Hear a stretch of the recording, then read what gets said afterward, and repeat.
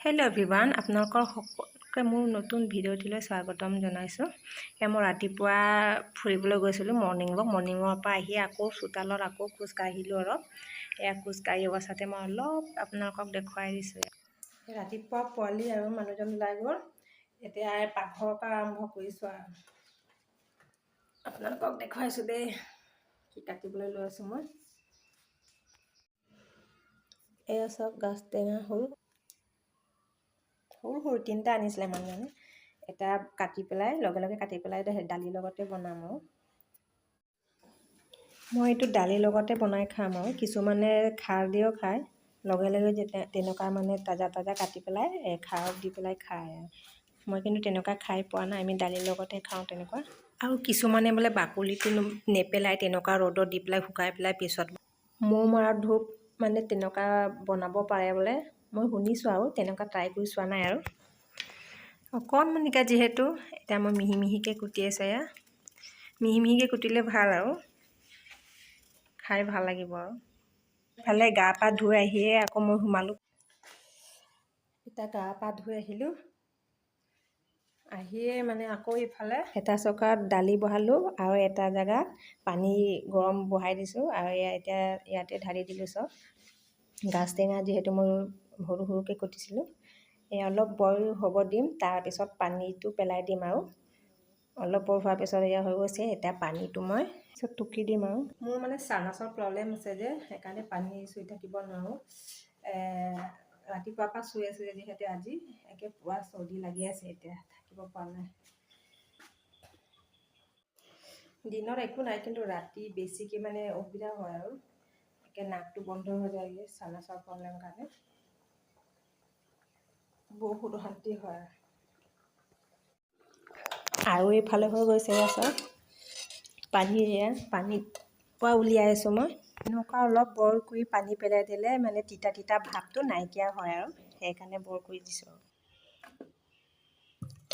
আৰু বনোৱা পদ্ধতিও সহজ, যিহেতু একো দিব নালাগে।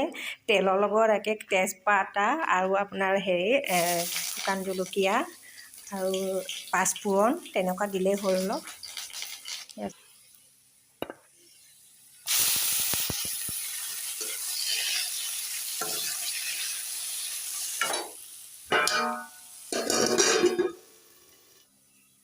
আৰু এইফালে বতৰটো বেয়া হৈ আছে। ৰাতিপুৱা যি ধুনীয়া বতৰ হৈছিলে, আৰু এতিয়া চব ডাৱৰীয়া হৈ আছে। বৰষুণ দিব যেন পাইছোঁ। আৰু এইফালে কাপোৰ আছে এগাল। ইমান অশান্তি লাগিছে। কি হ'ব মোৰ আজি। আৰু এইফালে কাম শেষেই নহয়, তাৰপিছত এটা ওলায়ে থাকে।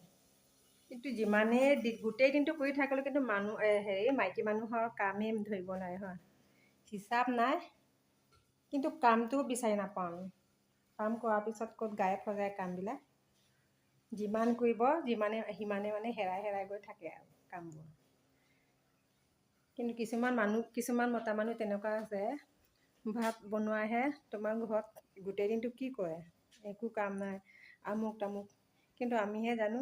কিন্তু আজিৰ পৰা কৰিব লাগিব দেই। যোনে তেনেকুৱা কয় নহয় মতা মানুহ, সিহঁতে কি কৰিব, হোৱাৰ লগে বহীত মানে তেনেকুৱা কপিত লিখি গৈ থাকিব লাগে আৰু আজি এতিয়া এইটো আমুকৰ কাম কৰিছে নহয়, চব লিখি থৈ যাব লাগে আৰু এতিয়া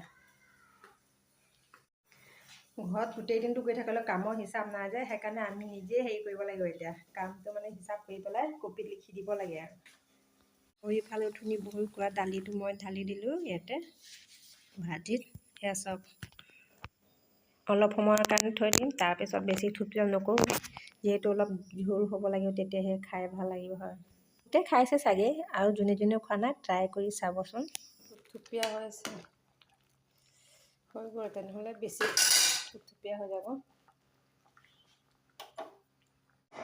আৰু এইফালে ভাত পানী খোৱাৰ পিছত এয়া বাচন ওলাইছে। যিহেতু লগে ধুই দিব লাগে, নহ'লে পিছত এলাহ লাগে, সেইকাৰণে মই লগে ধুই দিলোঁ। আৰু লগে ধুই দিলে অলপ ৰেষ্ট ল'ব পাম হয়।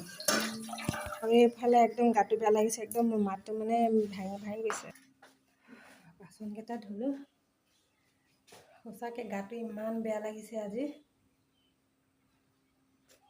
চৰ্দি হৈছে, গাটো বহুত বেয়া লাগিছে। অলপ বাগৰো এতিয়া আৰু অলপ বাগৰ মাৰিছে। ইফালে একে ল'ৰা ছোৱালী একে মানে খেলা ধূলা একদম উৎপাত হুলস্থুল। সেইকাৰণে উঠি পেলাই বহি লৈছোঁ আৰু চোতালত লাগিছে আজি।